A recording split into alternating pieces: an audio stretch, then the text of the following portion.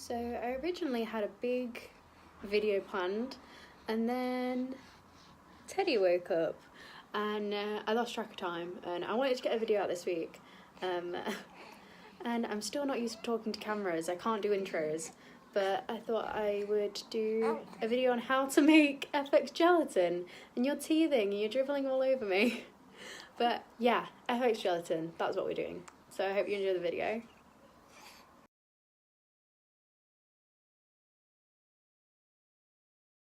For this basic FX gelatin recipe, I'm going to be using plain gelatin, glycerin and water, and then something to store them in. So first thing I'm going to do is I'm going to take my glycerin and I'm going to do 4 dessert spoons of that. Looking back, I probably should have done the dry ingredients first, just because the gelatin's going to stick to the spoon. But it doesn't really matter, you live and you learn, I'll do it next time. I found this type of glycerin in the baking aisle of Asda, but if you're going to use FX gelatin a lot, then I'd probably order it online in bulk, as these were kind of small.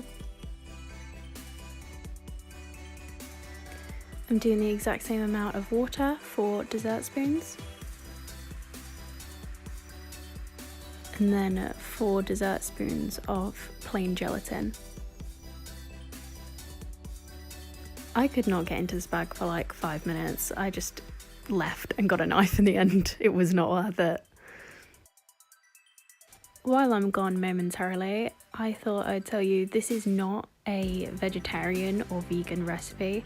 It is made with gelatin, and for people that don't know what that is ground pig or cow bones and fat. It's not something that you just eat on its own, but I thought I would make a disclaimer just in case you didn't actually know what it was.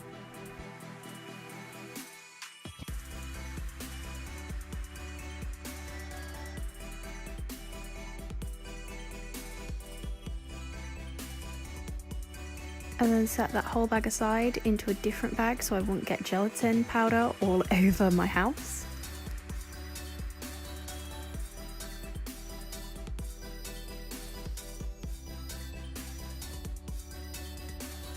And then started to mix up that mixture, making sure that there were no big lumps. It will have grains in it, kind of like sand, but as long as there's no big parts, then I wouldn't be too worried.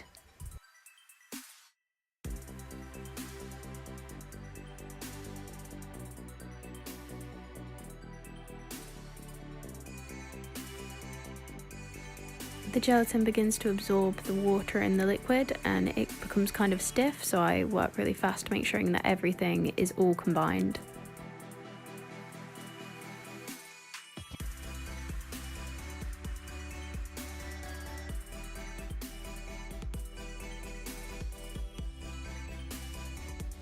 For heating gelatin, you only want to do it about 5 seconds at a time, because you don't want it to boil.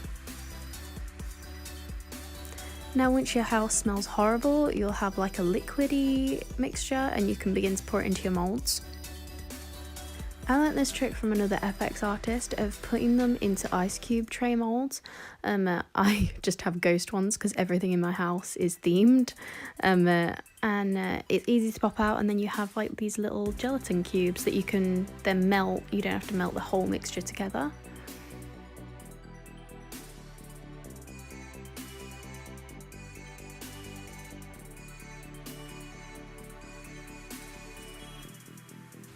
So in a second I'm going to start to talk about how I store my FX gelatin, and I think the ice cube little blocks make it a lot easier.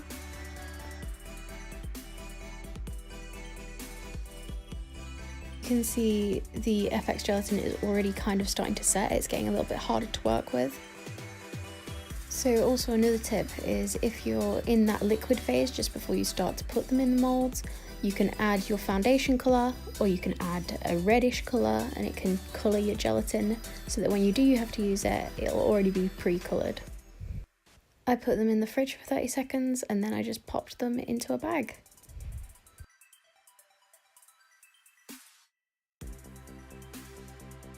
This recipe is just so easy to clean up because you can use practically all of it. I didn't scrape any out the bowl, it just kind of peeled away, and then I can reheat that for the smaller pieces that I'm going to be working on. so it's 100% zero waste.